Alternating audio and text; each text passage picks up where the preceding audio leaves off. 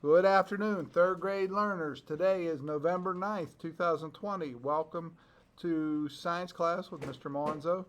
And um, we're going to change the topic a little bit today.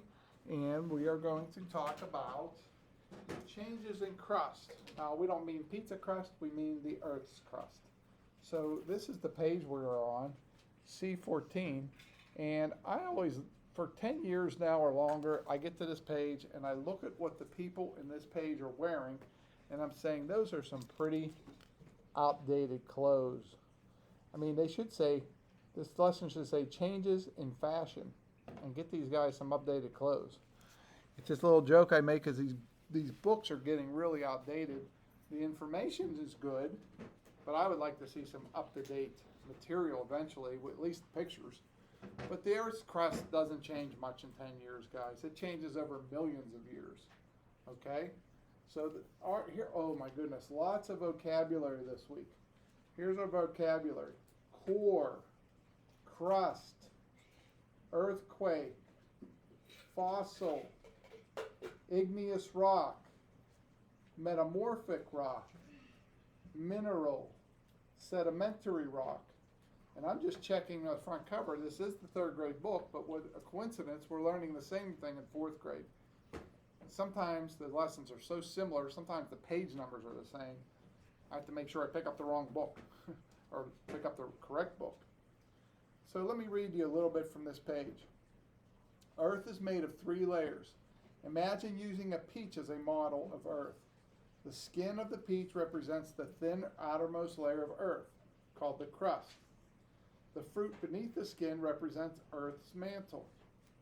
The mantle is the middle layer of Earth. The pit of the peach represents the core, Earth's deep innermost layer.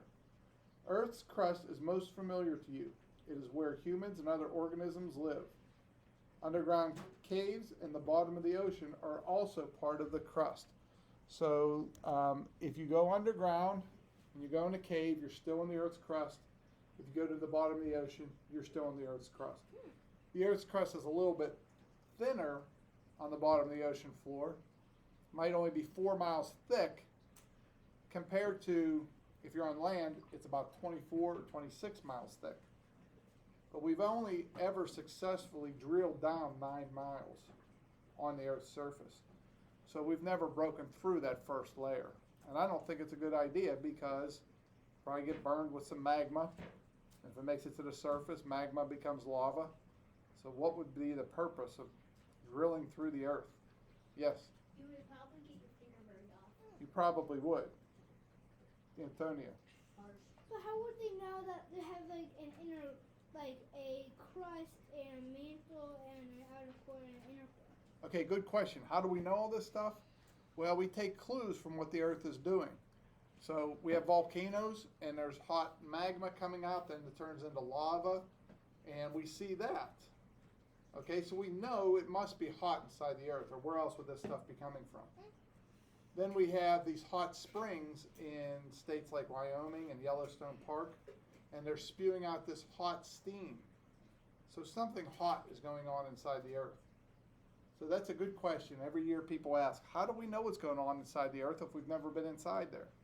We take clues based on studying rocks, studying canyons, volcanoes, hot springs, stuff like that. So Earth's crust is the layer of Earth on which we live. This cave is part of the Earth's crust. The mantle is the thickest layer. It is made of rock. Some rock of the mantle is a thick fluid that will move when it is squeezed.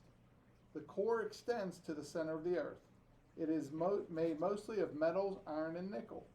Part of the core, the inner core, is solid. The outer core is melted metal. Just checking my time, make sure we're still moving. We are good. The timer's moving. You may wonder why some of the materials inside the Earth are melted. The temperatures of Earth increases toward the center. Deep inside Earth, it is hot enough to melt rock and metal. So the picture shows the crust, mantle, outer core, and inner core. And if you really get into studying the Earth, guys, and you'll notice this in 5th grade, maybe a little bit in 4th, they're showing 4 layers there. There's actually 6 layers. They don't get into talking about them when you're younger, but the other two layers are the asthenosphere and the lithosphere. And it's just they just divide it up a little bit more specifically. On the next page, it shows pictures of minerals. Do another time check. I'm just going to read this page and we'll save maybe the rest of the pages for tomorrow. Minerals. Have you ever played a game to guess an unknown object?